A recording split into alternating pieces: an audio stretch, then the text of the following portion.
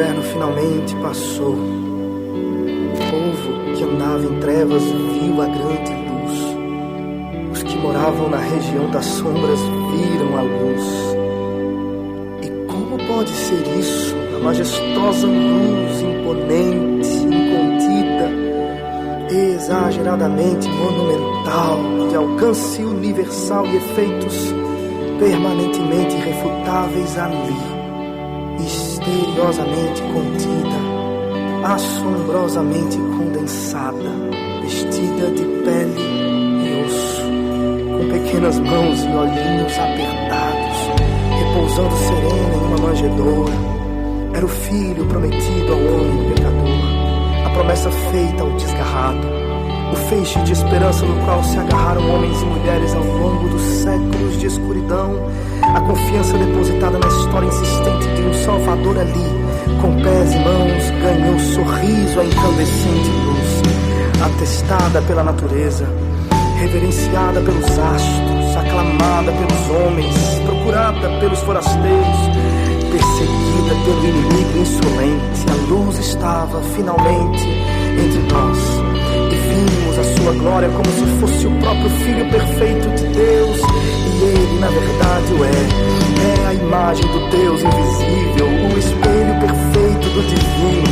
Cada um de seus movimentos foi um reflexo do caráter irrepreensível do Pai, sua fala um eco da vontade perfeita de Deus, seus atos uma demonstração do juízo e da misericórdia entre os homens, e isso porque foi do agrado do próprio Pai que nele habitasse toda a plenitude, nele em quem todas as coisas foram feitas e no qual tudo subsiste, o que é visível, o invisível, tronos, dominações, tudo partiu dele e existe por meio dele, e esteve entre nós, e vimos, esteve, e nós vimos a sua sabedoria deslumbrante, discutindo com gente já vivida. Vimos a sua graça e bondade. Tocaria gente impura, defenderia as mulheres e comeria com os pecadores. Vimos o seu poder sobre homens, demônios e até mesmo sobre a fúria dos Vimos sua santidade e pureza. Tradaria com tamanho zelo em favor de Deus diante de comerciantes vigaristas, sacerdotes enganadores,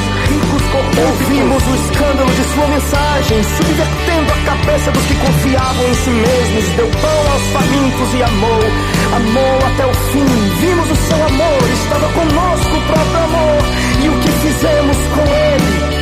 Nós o matamos, porque todos nós não éramos outra coisa que não inimigos mortais de Deus, avessos ao seu padrão, rivais de sua bondade, opositores da justiça. Não queríamos o seu amor, nem pedimos por sua graça, mortos. Não pudemos oferecer outra coisa ao menino Deus entre nós que não fosse a própria morte.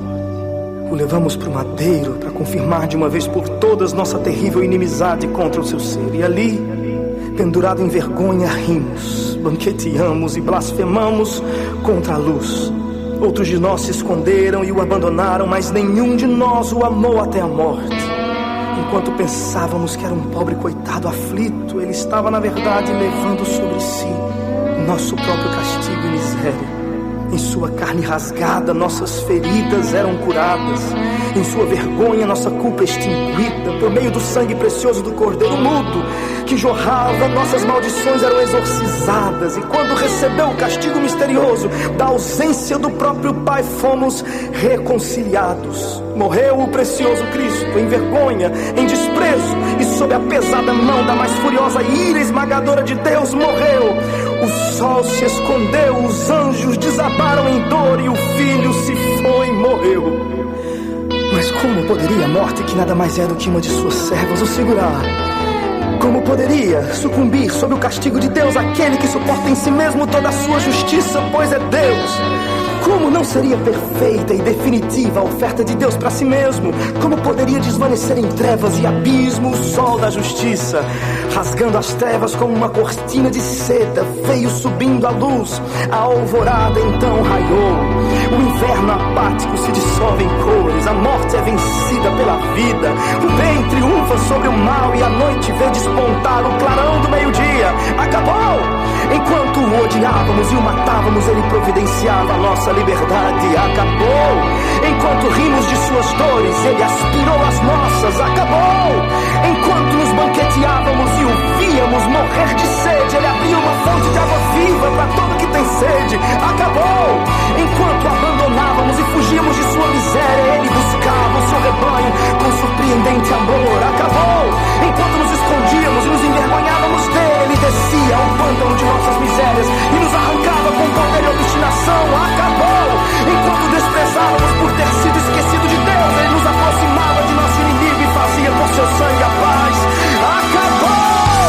Onde está a morte? Onde está o poder da morte? Ele desmoralizou as trevas e pagou em si mesmo o resgate por nossa liberdade. Esse preço jamais poderíamos pagar. Quem de nós suportaria o peso da justa ira de Deus? Quem de nós corresponderia à sua lei com perfeição? Nenhum. Mas agora nele estamos livres. Ali pendurado estava Cristo, pendurado estava o mentiroso, erguido do chão estavam os arrogantes e os devassos, exposto em vergonha estava a prostituta, o travesti, os homossexuais, hasteados estavam os assassinos, os falsos, os blasfemos, todos os seus filhos, suas ovelhas perdidas, seus pequenos vacilantes, os pobres de espírito por quem ele se esvaziou até os tornar ricos, todos ali, morrendo com ele e ressuscitando com ele ao terceiro dia. De graça insondável, perdão escandaloso, dádiva assombrosa, a notícia da paz com Deus feita por meio de Cristo é boa demais para ser verdade, mas bem-aventurados os que creem nessa notícia, felizes os que acreditam no precioso evangelho de Cristo e no sublime bem entregue aos pecadores para a glória de Deus. Já não há mais condenação para estes, tudo foi consumado, o perdido encontrado e o rebelde trazido de volta ao seu lar.